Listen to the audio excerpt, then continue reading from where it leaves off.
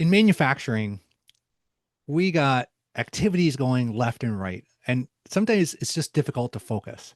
Heck, today I've had a hard time focusing. I'm not even in a manufacturing plant, but just coming from that area and having, those 25 years working in plants and now working with leaders in that space, it's always great when we can find other business leaders in similar spaces to bring on the show. And today we got my friend Maggie Harlow. Welcome, Maggie. Thank you, Trevor. I'm so thrilled to be here. Thank you so much for having me. It's going to be fun to do this with you. Yeah, so you're manufacturing the fact of you're a franchise owner of Signarama. So, you've been doing this and being recognized globally.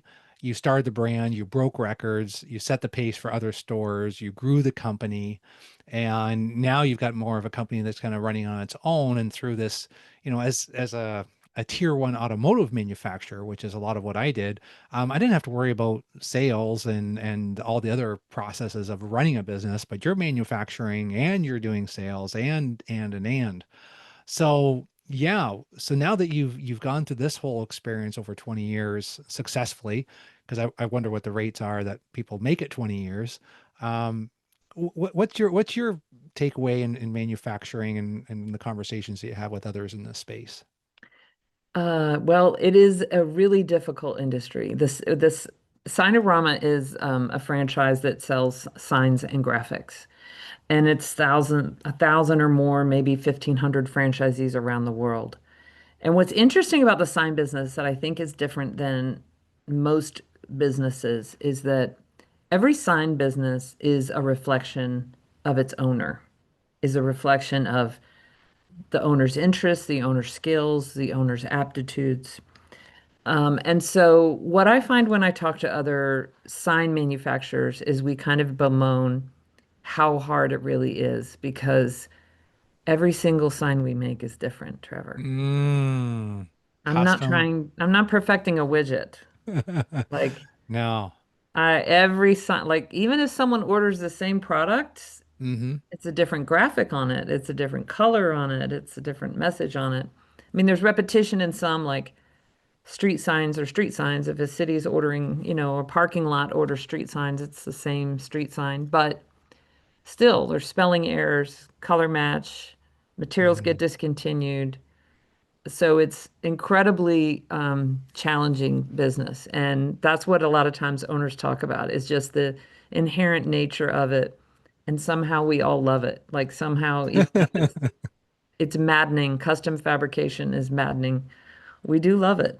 Yeah, and we need to love it, right? Because we need signs, and we need different products that people need this, so we need to find people that enjoy it, and especially Yeah. with, you know, the trend towards the manufacturing pool of people wanting to do it is not growing.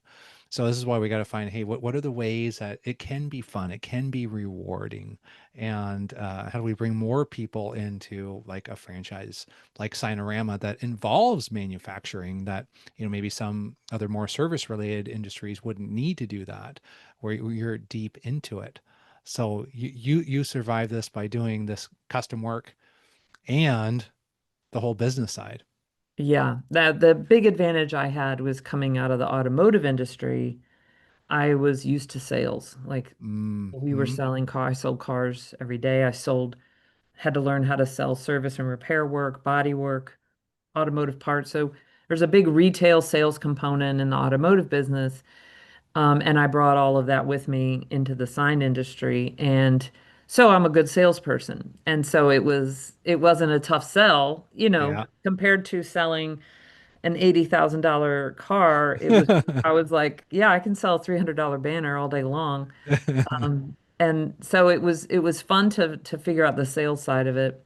And I didn't really have to deal too much with the manufacturing until the company grew to a point where it was like, okay, we're a real manufacturing plant. Like we're not just Yeah. printing banners and decals. Like we've got real equipment and we have to get really skilled people. And people like somehow the sign business is invisible. Like people don't think of it.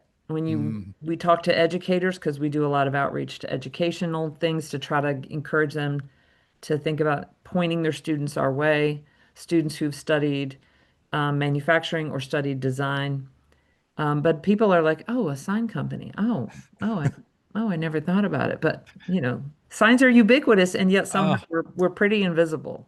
yeah, yeah. When you walk up, you don't look at a sign and think, I wonder what it took to make that sign. I Exactly. wonder what it took I wonder who designed that. You Exactly. just say, huh, nice sign. Or you don't notice it. Yes, The only time I exactly. know signs are like, maybe the signs of the hotel and certain of the letters don't light up anymore. Yes. I notice it more then. It's like, oh, there needs to That's be true. some We maintenance on that notice sign. we notice signs when something's wrong with them, but Yeah. we almost never, they're almost invisible to us. Like I love going through an airport because I love admiring airport signage. It's so beautifully done and it's Mm, it's everywhere you turn. You literally turn to your left, you turn to your right, and you know exactly where you're going to get to the gate or to get to the luggage. And yet it's like nobody admires it yeah. except sign people. I enjoyed the walk in Louisville down, when you're first entering the two corridors. They have beautiful, like you said, the beautiful signage, and I do recognize that, and I share that with people. So, in a customized production like yourself, so you can't just say, "Oh, well, next time we make that exact sign, we're going to do it differently." So you don't have that option because everyone is different. So when you and I talked, before we started recording about focus and like, so focus in certain areas in manufacturing, we talk systems and processes, so what have you learned? What made you successful to be able to repeat systems and processes, get focus? Like, how do you manage that in a Yeah. manufacturing situation? Uh, In our business, the manufacturing is very specific and very varied. So just because you did a vehicle wrap last week for one customer, this vehicle wrap is completely different. Um, so for us, it's focusing on communication. Like our systems have to communicate. Our salespeople have to be able to communicate to design. Design has to be able to communicate to production. Production has to communicate to install. And any wrinkle in that process may end up, if the customer, if the salesperson says one thing wrong in the order, it's going to show up at the installation and the customer says that's wrong. So for us, the focus is on uncovering what's not working and really encouraging our team to talk about what's not working, to be Mm, willing to say, this is not working. Right now, we have had a rash of quality problems, weird quality problems, quantities being wrong, which is strange, or it's supposed to be double-sided, they make it single-sided. Um, and so we have, as a team, our whole management team has been really focused on this and figuring out what's the how do you get everyone to focus on quality? And the hmm great thing about our team is everybody cares. This is not a personnel issue. It's a focus issue. mm, It's learning how to focus. I was talking to our production manager about this issue, and he was talking about, well, they have these quality control sheets and people don't fill them out, or they get filled out and then they get lost, or, this conversation about him chasing his tail in this way. And I said, well, of all the problems you deal with, staffing, supply chain, cleanliness, how important is quality? Like, where does it rank in your day? And he's like, well, it's probably the single most important thing because if that's wrong, nothing else we're doing really matters. If we have to remake it, mm, then everything else was sort of a not even worth focusing on. And I said, well, if you spend an hour a day, every day, if it's the most important thing you're doing, and you spend an hour a day talking about quality, looking at the quality control sheets, talking to your team about it, mm. suggesting ideas, getting them to talk about it, getting them to focus on it, would it make a difference? And he was like, would make a huge difference. I don't know where he said, I don't know where I'd find an hour. And I was like, that's not important. So for me, it's about bringing to light that what we focus on grows. So if you want your quality control to improve, if you want your speed to improve, if you want your accuracy, if you want cross training, whatever it is in your manufacturing you want to improve, you have to figure out how to focus on it.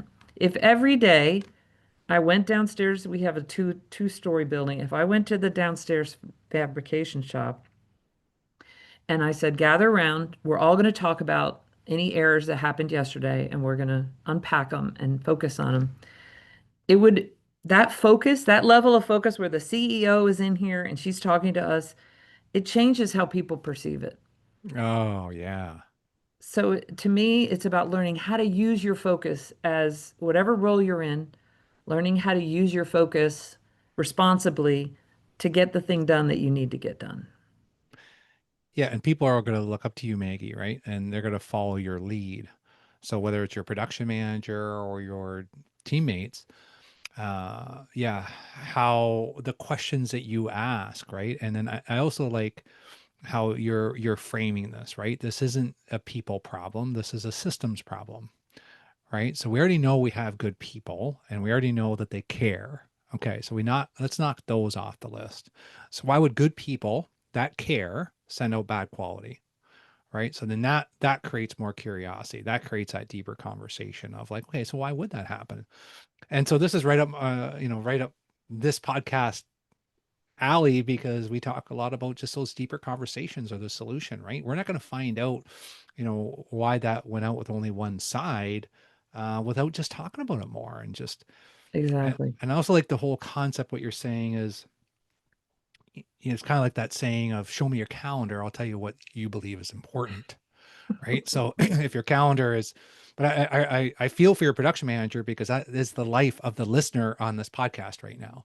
Is Yes. that is just a life that we live. How do I, and it's like, I feel like sometimes in that situation, a manager might think, well, how am I going to conjure more time?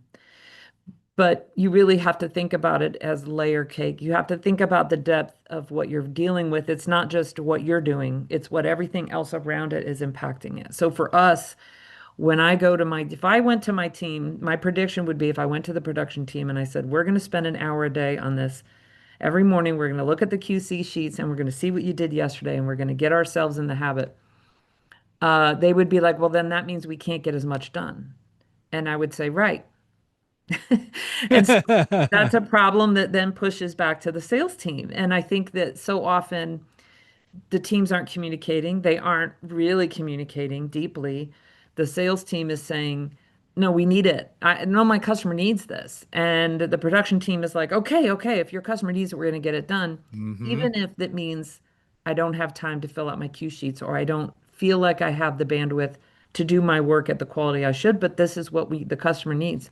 So it's also engaging the sales team in the discussion of, well, if quality is going to be sacrificed every time you cram another project in and demand it gets done, then then we're never going to get better. And so we have to focus on, well, how do we push back? How do we ask questions? Mm, Because salespeople are going to seek their own level. They're going to try to get everything done that they can for their customers because they absolutely. care.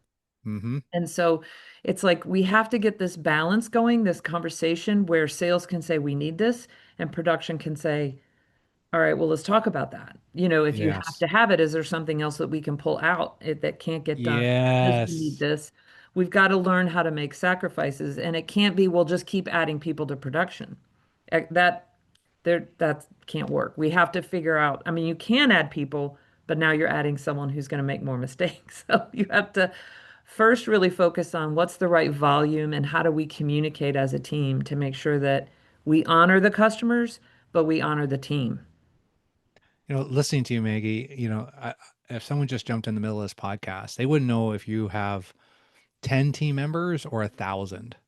Because it's the same problem, It's the right? same It's the problem. same problem, like with a custom shop like yours, private ownership, versus a corporate plant. They're having the same issue. And sometimes I find the bigger the organization, the more is from the leader. It isn't coming down the floor saying, hey, we had a quality problem. Let's talk about that today. It's that same CEO coming in and saying, you just need to do all of it. Yeah. Right. You just need to make it happen. Yes. Like this is, or there'll be consequences. That's what happens to, I see what happens to like some of the front leaders, because to be honest, the, sometimes the senior leadership, they don't know how to fix the problem. Right. So they're just putting the pressure on, hoping it. And I've They probably want done, someone else to fix it. They want someone else to think about it. yeah. And for, there was a small phase in my career, which I'm not which I'm embarrassed, right? Where I did some of that because I had some of that done to me. And it's the exact opposite of how you're going to work through the problem. You know, and we're not trying to get out of the problem. We're trying to work through the problem. We work through the problem by you and the production manager meeting with the team and just having a conversation of like, what do you guys think? You know, what's going on here, right? We've had three issues.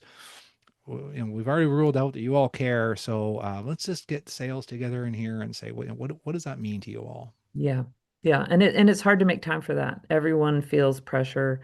Everyone wants to get things done and just get the projects done and get the customers happy and get the invoices made. But it's taking that time to slow down and have the conversation and unpack it because nobody really understands what the others are dealing with. Nobody really, if you're working in sales, you can't really comprehend what it's like to be on the floor and just you're working as fast as you can and things are coming out wrong and it's embarrassing and frustrating. So it's learning how to have those conversations. And then we have the unknown of the customer in the whole mix for us is that's a wild card. It's not Yeah. like we're putting something on a shelf somewhere and a customer's going to come and buy it. Like customers standing at the end of the going, come on, let's go. Where is it? I Hmm. need it. I I need want to it. hang my sign up. Exactly. So there's that pressure. So yeah. Yeah, once they're done the design phase, they just want the end result. I was just waiting for my speaker reel. I got it today, with some nice changes. And I kind of had, you know, and sometimes I get lucky and they can happen pretty quickly. And sometimes I got to wait a little bit. Yeah. And that's just the process, right? Because Yeah. I have a high quality partner and you know that's important. So the other one I heard there that you made clear is, you know, you started with you and the production manager talking, right? Like it isn't like you went down and said, okay, so who built this, right? Like and kind of go in there. I've seen that before Oh because yeah. you started at the right place. And I want to stop and recognize that, Maggie, because you got to understand that thinking because it's like that chocolate fountain effect, right? The chocolate's only as good as what's coming out of the top. You're at the top, so that production manager is going to perform at the level that you're coaching him, and he's going to emulate your behaviors. So how do you kind of work past that now? We're saying, okay, so we recognize that quality maybe isn't as much time. We have all this going on.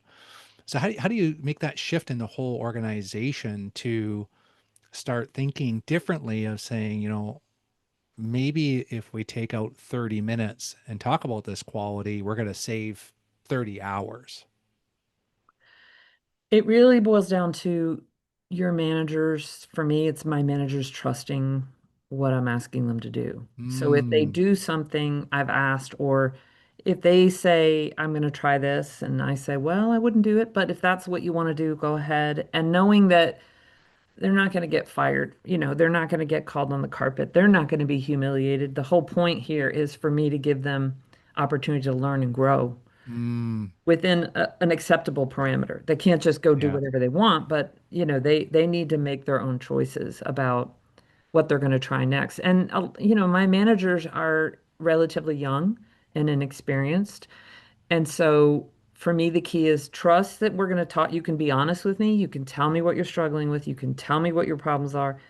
We can talk over ideas. Occasionally, I'm going to tell you exactly what to do occasionally. But Yeah. mostly, I'm going to listen to your ideas and try to ask questions that elicit new ideas and fresh Yeah. ideas and more thoughtful ideas. Recently, I had a conversation with one of my managers who was frustrated because they felt like their employees were not working at a pace that he felt they should.